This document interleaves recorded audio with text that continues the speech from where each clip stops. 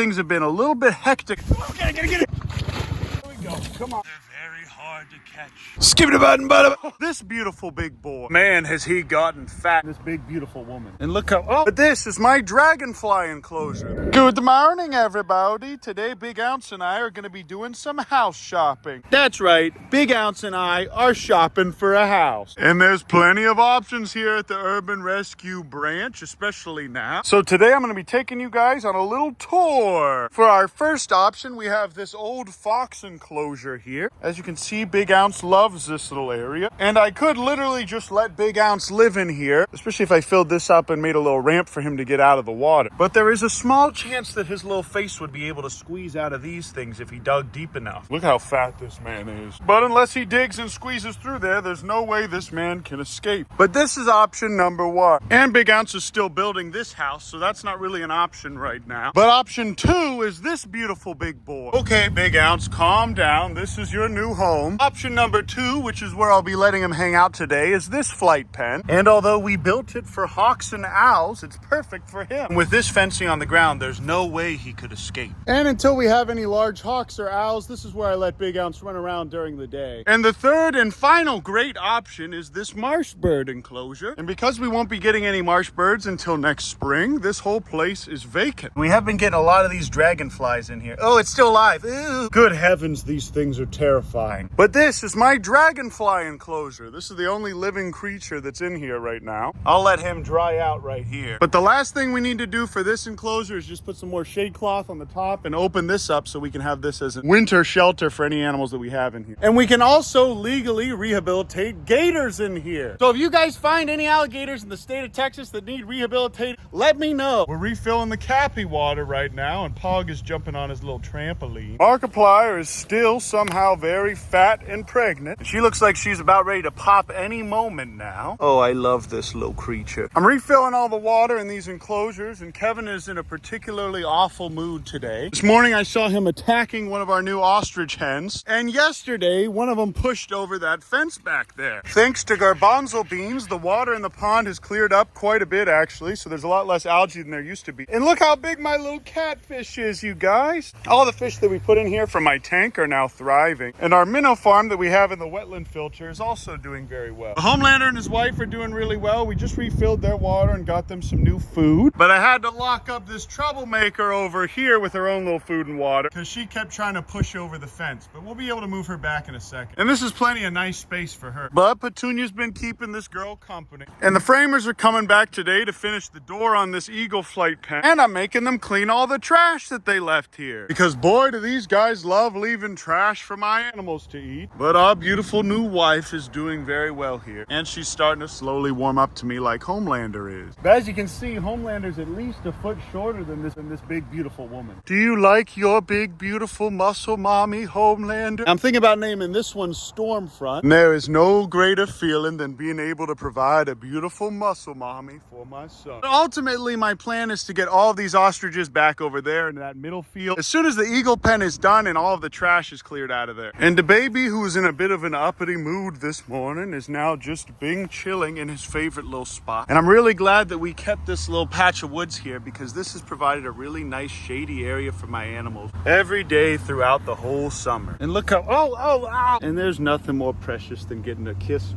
from my son. But he seems like he's in a pretty good mood now.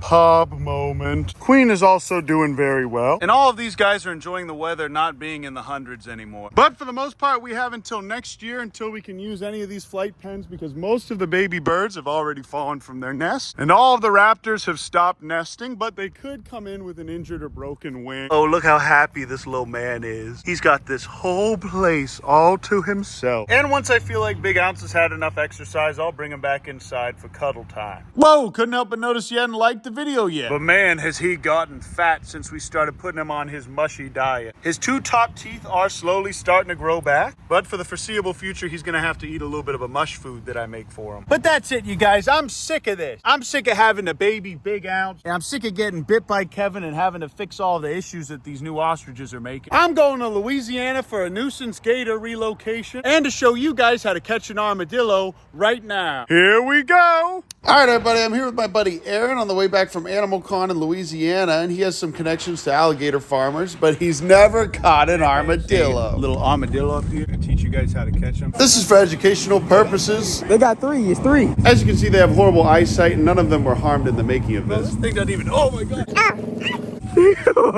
Now, you guys have seen me catch these before, and I did not think it was going to be this hard. All right, boys, be ready. Especially considering that we're a group of 3 grown men that have experience farming and catching alligators. Now, initially I said the following line facetiously. They're very hard to catch.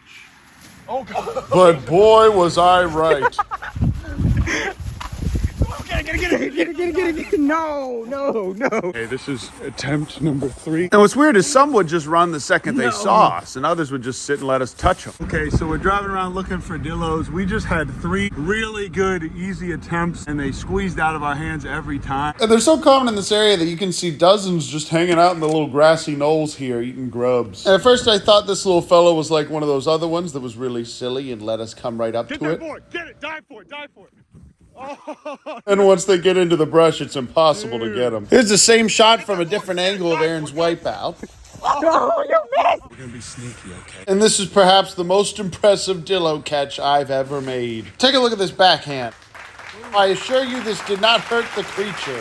Aaron, on the other hand, was not as cat-like. Okay, here it is, you guys. The 9-banded armadillo. They aren't impossible to catch. They are very difficult. These guys are very strong. They have a horrible, horrible sense of sight. Okay, here it is. We got 2 out of the 9 that we jumped after. We got 2. Those guys took us for a ride. We're gonna go ahead and release this guy. I'm gonna release him here. He's probably gonna run in the other direction. Bye, little friend.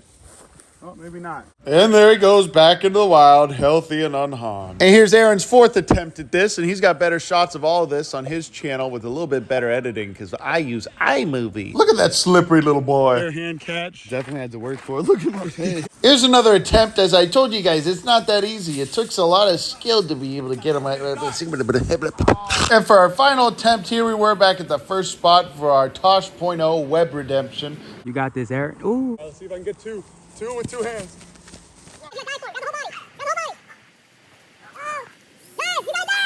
I'm gonna go ahead and let this guy go. But look at their adorable little Shrek ears that they have. And it's much more likely that they heard us, smelt us, or felt us before Go they ahead, saw let him go.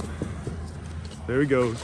And you see how good they are at swimming? And look how he just stops running the second he gets to the edge of the woods. Oh, no, he's just walking. After that, we trapped and released some nuisance gators with an alligator farmer friend of ours. What are you doing in my swamp? Okay, guys, we got about a 7-foot gator here. We're gonna go ahead and release it. Nice little farm here. We did a nuisance gator catch. We got to tag along, get my little permits. And this is a nuisance alligator they had caught the day before, and I had the privilege of being able to release it here on this farm. But I wanted to get some more gator farming experience and show this to you guys before we consider doing this in Texas. Okay, we're gonna go ahead and release this guy now. Back to the wild, now that we got the tape off his face. There we go. Come on, buddy.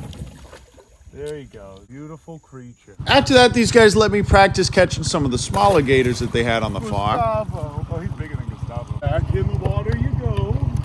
And they pranked me by telling me to jump in on the shallow end of the farm because I didn't know it was only about 3 inches deep of water. I can't breathe. I'm waist deep in mud. Bro, this is like 2 inches of water, like 7 feet of mud. It's the most foul thing I've ever done. Wow, thanks for taking me to your fancy alligator farm. See, guys, it's not that hard to catch an alligator. That was a perfect little catch and release. So we're here on a nice little farm, so that was completely legal. And close to where Aaron lives, people hit baby gators like that all the time with their cars. There's actually more alligators in Louisiana than there are in Florida. So anytime we see one like this guy on the road, we like to remove it. These boys really just be sitting in the road. So we just released it at the closest bayou. Curious. But thank you, Aaron, and the guys at the facility for showing us how to do this. We had a phenomenal time. Wow, wasn't that a fun time, you guys? Let's get Big Ounce here out of his hotel. We now finally have electric running to my house. And pretty soon, Big Ounce and I will finally not have to stay in our office. So now we can dedicate this building and this building just to wildlife rehabilitation. And these ones over here as well. Sometimes these dang clappies will be swimming in here and knock the hose out of the pool. And I promise old Uncle Ben's gonna get back to making capybara mukbangs real soon. But as you can see, things have been a little bit hectic around here trying to get all of these these things built. And now I've got 3 clappy blappies that'll all eat out of my hand. And one of them that'll let me pet them even when I don't have food. Also, by leaving fruit out here, I train the chickens to learn how to eat fruit. That mixed with some guinea pig food is what these fellas are eating today. Happy moment. Look how happy these guys are in their big old tub. That's it for now, you guys. Thanks so much for watching this video and for praying for Big Ounce's 2 front teeth to come back very soon. This man is surprisingly healthier than ever now that his teeth are missing, which doesn't make a lot of sense. But thank you guys for praying for him. I love you. I appreciate you. And we'll see you in the next video. Oh, I almost forgot to tell you.